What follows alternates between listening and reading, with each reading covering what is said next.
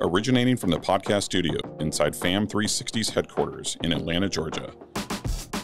This is the Above and Beyond Leadership Podcast. The Above and Beyond Leadership Podcast is designed to encourage, equip, and inspire our audience through a combination of inspirational stories and real-life experiences shared by other successful and skilled leaders in a variety of vocations.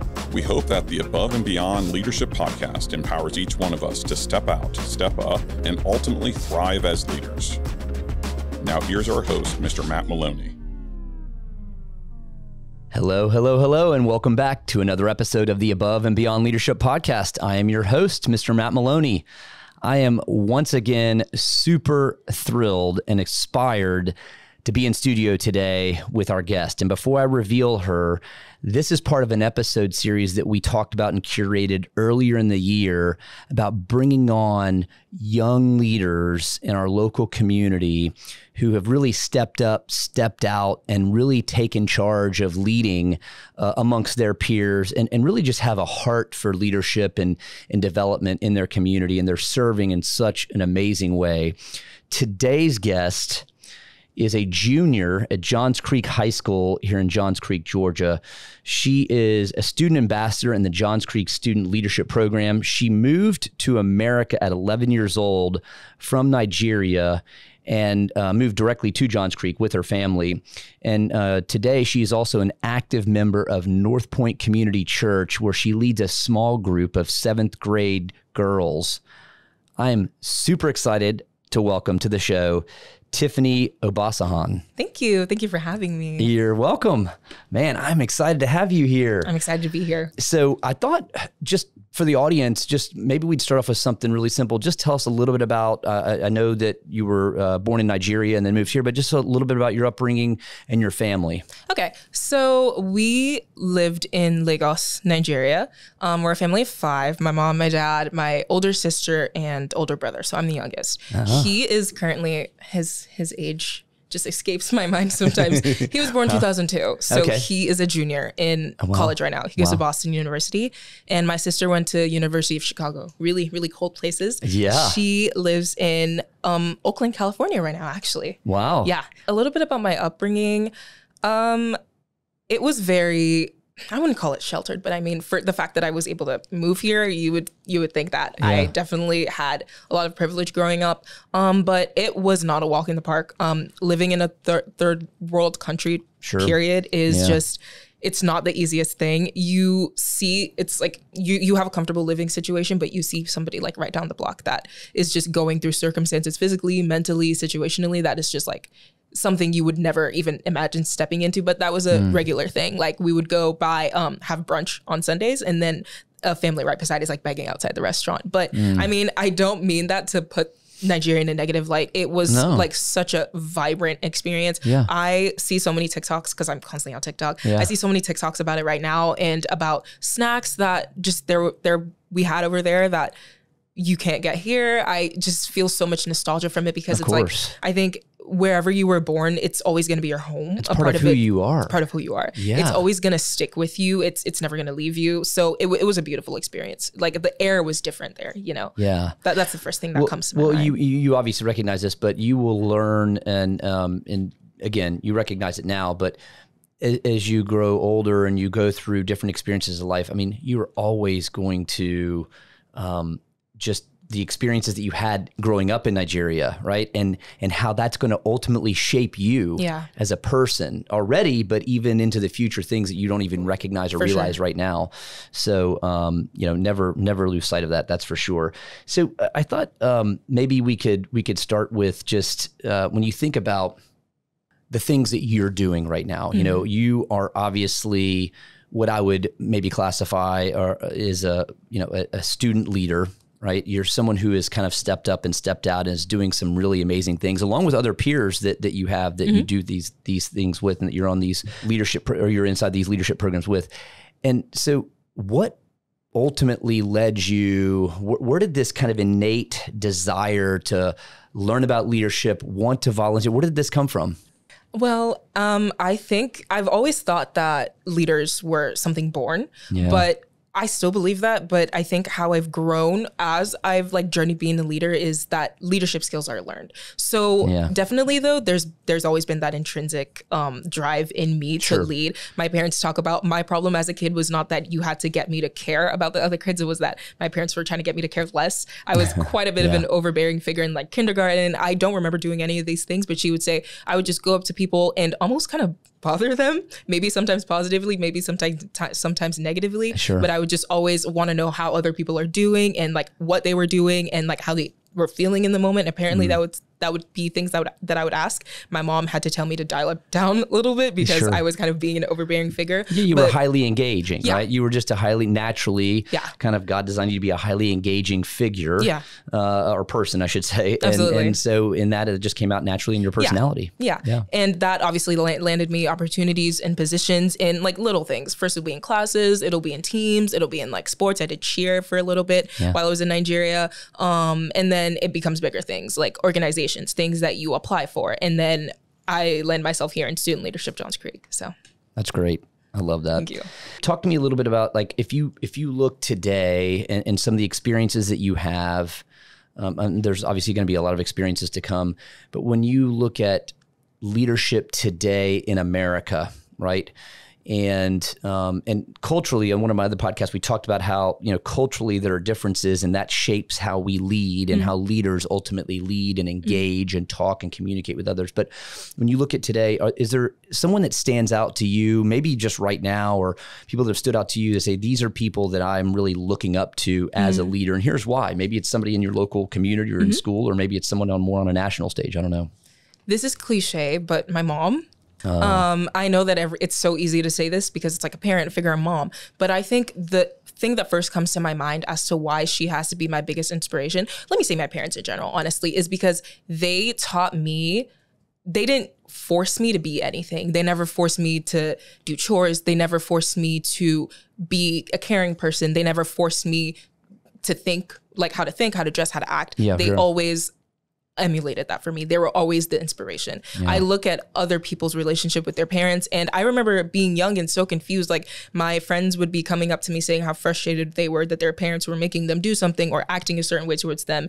And of course, I was pretty like intuitive as a friend, so I wouldn't be like, oh, well, my mom's not like this, my dad's not like this. But I just always knew that there was a difference as to how my parents were choosing to raise me and how other Nigerian parents were choosing to raise their kids. And they are definitely not the status quo. I could go on to talk about that for ages, but I think that's the biggest thing that's made me such a perceptive person and have the perspective I had, because I had to learn to seek out the right things in people. I had to learn what was the right thing to do, what was the right way to conduct myself. I think empathy is intrinsic, but then I learned even more just how to be caring, understanding. I did chores because my mom would do them and she would show me the right way to do them and not just say, here's the dishes, do that. Right. She was always just expressing what it meant to be the person she wanted me to be. And I think it made me pick up on other people's actions and stuff like that, just all the more. Yeah. I mean, and I think that, you have some, obviously you've got gratitude in your heart for the things that your parents and the examples that they set. And so that's inspired you, right, to further lead. And that's how leaders are born. That's how leaders are built, is they're typically inspired by others. So, you come from a family that's from Nigeria, but were both your parents born in Nigeria? Yes. Yeah. And you were born in Nigeria and you came here and you can obviously see even perhaps the cultural differences that are in your home versus the cultural differences that are in, per se, like American society. Yeah. As a leader, how do you think leadership translates from different cultures and societies and systems around the globe? I think it's what your motivations are. I think that's something that can be kind of streamlined around different cultures. It's not necessarily your interactions, because I watched the other segment you had. There's the interactions, the nonverbal and verbal, they're going to be different across different cultures. But I think it's the idea of what you're trying to get out of leading and what you define leadership as, just essentially the mottos and morals that you live by. That's something that you see consistently throughout different like leadership organizations or just different teams. Yeah, that's good. all of us have to find that time where we're feeding ourselves and fueling ourselves and feeding our mind. And as a young student leader, especially one that has a thirst for knowledge and a thirst for things to all things leadership, what do you do as a student to kind of feed your mind? Are there things that you do? And some people, they're reading books, or some people listen to things, or some people have meditation, or maybe it's more, physically and applicably oriented, where they're going out into the field and they're working and they're saying, hey, I'm just jumping in because I'm like a sponge and I want to learn as much as I can. And whether I know about that or not, it's another learning experience. What do you do to feed that and fuel your mind and towards your quest for leadership? I think this one's an obvious one, but I'm a small group leader. So, I got to say it. And it's true. I get into the word. I speak with him. My faith is it definitely is the biggest thing that's kept me grounded. Even when I moved, I had to assimilate. I had to learn to sit in discomfort. I had to learn to just relearn, essentially. I had to learn how to relearn social situations and people. So I think my faith has and will always be the thing that's the most consistent, not because of me, but on his end, he brings the consistency. The word is something that never changes. His truth is something that never changes. So in the plethora of things that have already happened in the about 5 or so years that I've been here, that is the one thing that, when I kind of can gather myself for a second and think that is the thing that's going to help me the most in my situation, I go to that, and it provides me the peace, the consistency, the constancy that I always need. That's all that's kept me going sometimes. That's great. It's it's a big thing for us here at the Above and Beyond Leadership Podcast. I mean, we lead out, we're unapologetic about our faith and how faith, we're a faith forward, leadership organization. And so I really love that is something that's important to you. And whether someone is, a believer in Jesus Christ and God, or whether they have other beliefs and whatever that is, we can learn so many things that are derived from our faith that are so applicable to everything that we do in life. Yeah.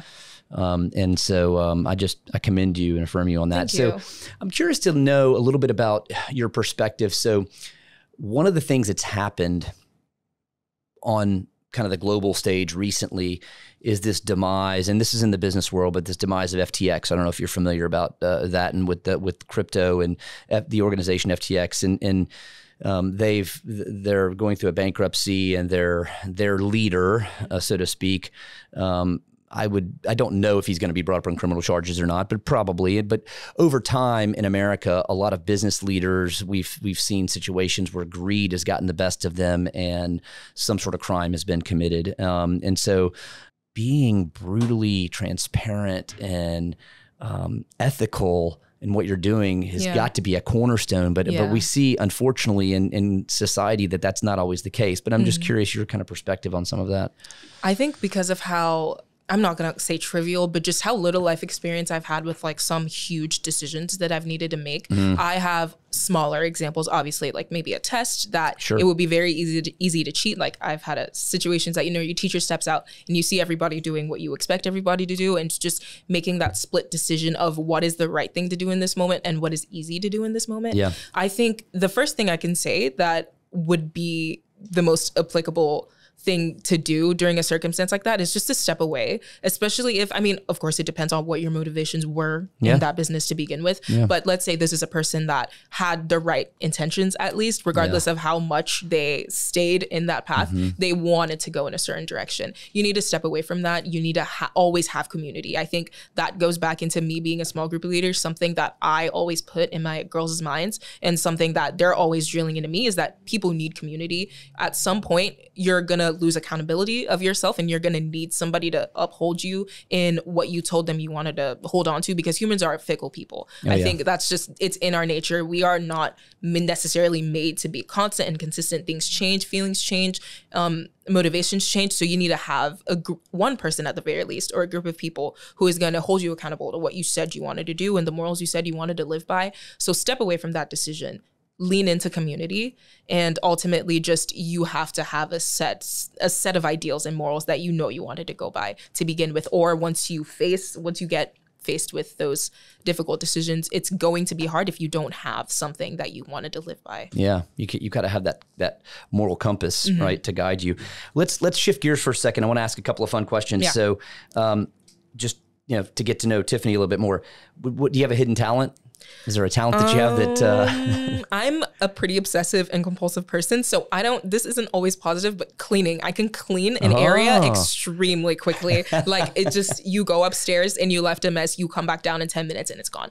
Very good. That's probably my hidden talent. That's a pretty good hidden talent. We had somebody else on here on another episode who that was kind of her default to when things get stressful. That was her default to like go in and she just cleaned. That was her thing. That's a whole nother conversation in and of itself. Yeah. If there was a movie about your life, who would play you? I would probably say Lupita Nyong'o, because of course we need that African representation. I love it. But I think she represents a lot of things that I want to live by. Her work ethic, or you even just see, I don't want to say vibe, but her like ambiance, just everything about her, you can tell she's a genuine person. So I would love that to be the person that represents me in a movie. That's great. I love that. If you could only eat one meal the rest of your life, oh my gosh, every day, what would it be? This is so difficult. Probably, I would have to say ramen, because I think you can do so much with that. You can add so many different proteins, different veggies. You can't necessarily bake it, but I mean, you can do a variety of things with that. So maybe ramen. Yeah, that's a good one, actually. I like that. That's a good one. All right, so I think I'd like to go back to some questions and really just reveal the audience about what you do in the positions of leadership that you're in. So for example, and maybe let's dive specifically into the student leadership program, the student ambassador, because you're a student ambassador. What do you guys do? What is that about? I actually have some notes, just making sure I got it right. So it's basically a nonprofit organization started by the incredible Miss Irene Sanders. We work with her all the time on what we're doing. She started it in 2012 to like empower high school students to go out and lead in the community, to know what it looks like to actually be there in person, making a difference. It's a 2-year application-based program, and ambassadors is actually run by the Georgia Secretary of State Department. So it's not under Student Leadership Johns Creek, but it's like they have different schools that are under them. So you apply to basically be part of them. And so there's Student Leadership Johns Creek, and then this part of the Student Leadership Johns Creek team is also in the ambassador team that goes out with the Georgia Secretary of State Department and does all of that. So with Student Leadership Johns Creek, we do a bunch of leadership seminars. That's what the bulk of what we do to learn who we are as a leader and how to work with other people. And we have teams based on the different schools that we're in. It's a bunch of schools within the Johns Creek area, and we have a service project that we work towards all the year. So that's is it one service project during the year, or is it multiple projects during the year? So, but it's just one project for that whole year. For one for the first year and one for the second. Got it. Okay. Yeah. Got it. Yeah. If you need to carry it through, some people might do one for both of their years. But that's mainly what there is with that. And then the ambassador team is a little different. It's like a civic service competition. It's a points-based competition based on things like meeting with elected officials, voter registration polls. It's just basically about what are you doing to be civically engaged in Georgia? Like, what does that leadership look like? So that is where, honestly, the bulk of my work comes from. I think the most important thing we did is we held 2 different debates, one for state Senate and House positions, and then the next for the Fulton County Commissioner positions. We basically put together a debate and put together some questions and just had them go out and tell the community what the community wanted to hear. I think the biggest thing I've learned from this is like, these people seemed so unreachable, even though I saw them and I realized they're human beings. Like, they seemed so far off from what I would ever have, or who I would ever have contact to. And that also connects to me moving from Nigeria. I just wanted to touch on this really quickly. I don't want to go on too many tangents, but I joined this to begin with because of basically something I was seeing, a huge stigma I was seeing within the Nigerian community, just not being very in touch with the community that you're in at large, coming in and kind of staying separated, whether it's mentally or physically, you're separating yourself. And in one degree, it's easy to understand because you go to what's comfortable. I gravitate towards what's comfortable. I have a lot of African and Nigerian friends because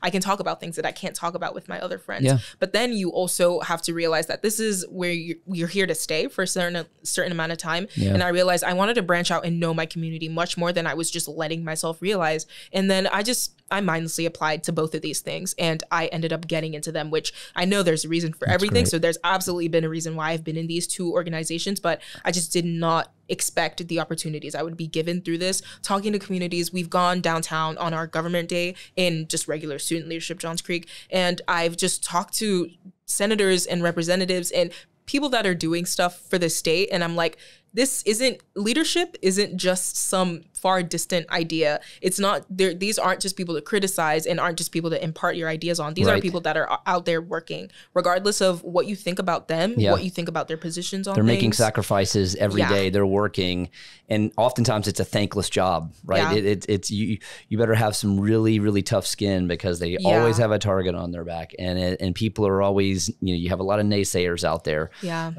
There's an old saying that it's, leadership is lonely, and there's a reason for that. I mean, it's tough. It's very, very tough. But, I want to say that I'm truly, truly inspired by all the things that you're doing and the things that you want to do. And I think I'd like to close out the segment with just understanding, what plans do you have for the future? I know you're a junior, so you're going to be a senior next year, but what are your plans for the future? Where do you think you want to take things, for whether it's from a career path perspective or other things? I'm still not very sure about the state I want to go to college in yet. I'm really looking at, schools like UCLA and stuff like that, and California dreaming over here. Yeah. I'm really interested in becoming a forensic psychiatrist because of the idea of putting yourself in minds that nobody else wants to tread. I think it says so much about, like you said, it's a thankless job. I feel like it doesn't get that much attention, but it's absolutely needed. Like in a court case, you need to be able to evaluate people and understand what's going on under some of the deepest and darkest minds that are out in society. Yeah. At the end of the day, everybody is a human being. Everybody is worthy of having their perspective understood and having their perspective elaborated. So I would just love to be one of the people that's out there making that difference in the court system, or I might look more into the law aspect. I'm also really interested in becoming like a judge in courts and stuff like that. So that's really another thing with that. And I'm huge into French. I actually got at least only the first round. The governor's honors program is something that the state holds. You go through rigorous application processes to be able to go in on a specific major. So I have gotten into French so far, and I'm really, really hoping to make it. But it's basically it used to be at Bayard College, but now it's Georgia Southern. And you go, and it's a 4-week intensive program on that subject. So at some point, I want to be fluent in French and see where that takes me in the Francophone world. Tiffany, I am impressed. I love it. And let me tell you something, the criminal justice system, or as a forensic psychologist, or whatever it is that you pursue, they're going to greatly benefit from your passion first and foremost, but your intellect and your just passion and your heart to really make a difference. So I just want to tell you, we are so thankful that you were able to join us today on the podcast. I loved being here. This is such a cool experience. Yeah, I'm glad that you enjoy. It really has been an honor and a privilege to have you. And I think that, you're inspiring. Don't lose sight of like the 7th grade girls that are in your small group. Absolutely. And even girls and boys that are close to your community. Don't lose sight of how impactful your efforts and the things that you're doing can be to help inspire them for the future. You never know the impact that you're having on just one person who you may never know who that person is, but from afar they're watching and like, wow, I'm really inspired by her. So true. So don't forget that, okay? Thank you for that. So I'd like to close with this quote from Franklin Roosevelt. We cannot always build the future for our youth, but we can build our youth for our future. And our future's bright with people like you. Thank you so much. To all of our subscribers and listeners out in podcast land, thank you for joining our episode today. I hope today's episode was both empowering and inspirational. Until our next episode, I pray that our daily journeys are filled with opportunities to lift others up as we aim to go above and beyond. Thanks, everyone. Our executive producer and host is Matt Maloney, President and CEO of FAM360. Strategic Communication Coordinator, Michelle Ducato. Production Assistance by Tin Dog Studios. Director, John Berland. Creative Assistant, Whitney Berland. Theme song, Connecting Dots by Curtis Cole. provided by Artlist. Please subscribe today and don't miss any of our weekly episodes.